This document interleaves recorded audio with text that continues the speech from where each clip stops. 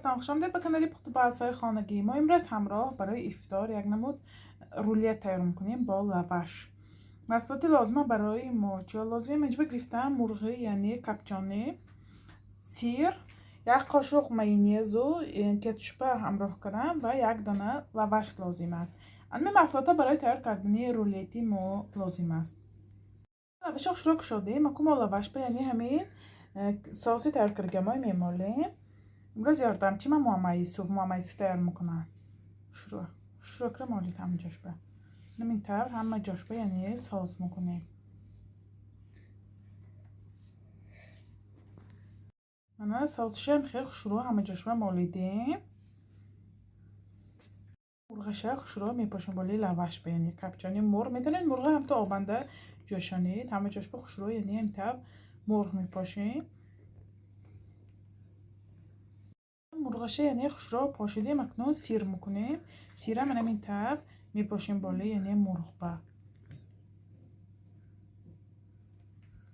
خوش رو یعنی مرغ و سیره پاشیدیم اکنون مثل رولت میپیچونیم. من این تر خوش رو میپیچونیم.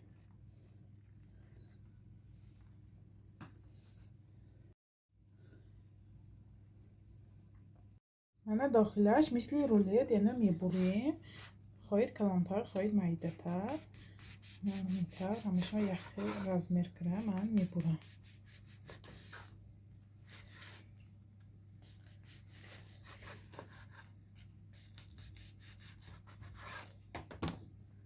من خوش رو بریدم. من همین تر واکو دو دانه یعنی تخمه کمتر نمک پاشیده. همیشه خوش رو نختم کنیم دو دانه تخمه یعنی همین تخم زده با روغن با اینه خوش رو سرخ کرده میگیریم.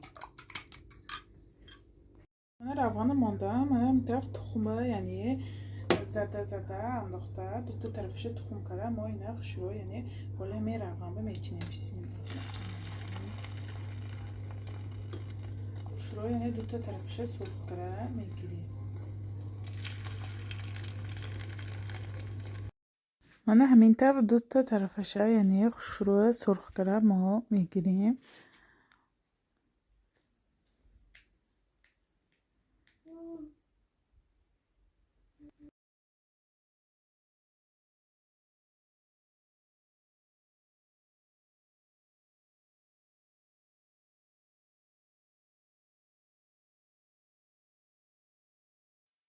من همین سرخ کردگی همه یکو ما خوش رو میبرداریم.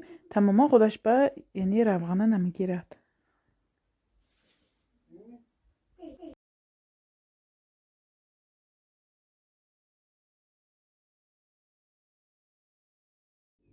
من چون میبینید رولیتی که ما هم تیار شد نگاه کنید نمودش چقدر اشتیاق آور. من در نوشش کستم بینیم چقدر آمده است. نگاه کنید چقدر سرخ رو پخت. برای افطار یعنی بیحد هم آسان هم یعنی بیحد با لذت. من چقدر اشتیاق آور. من یعنی لواشاش بیاد خروستیاشی آمدگی سیراش عجایبات. شما هم حتما تیار کنید. یک نمود دیگه یعنی باتانکی برای فرزندا تیار کردم. اینها یعنی کلبسی مرغینه دوست می‌دارم. بسیار موقعی ما رمضان خیلی ممکنه برای فرزندا امروز ابیت به تیار کردم. اینش باشد برای افطار. کانال ما دستگیری کنید، پادپیساتی کنید، یارو دوستای دعوت کنید. انشالله باز با دستگیری شما ویدیوهای بهتر و بهتر میشد. خیر تا ویدیوهای آینده در پناه خدا باشید.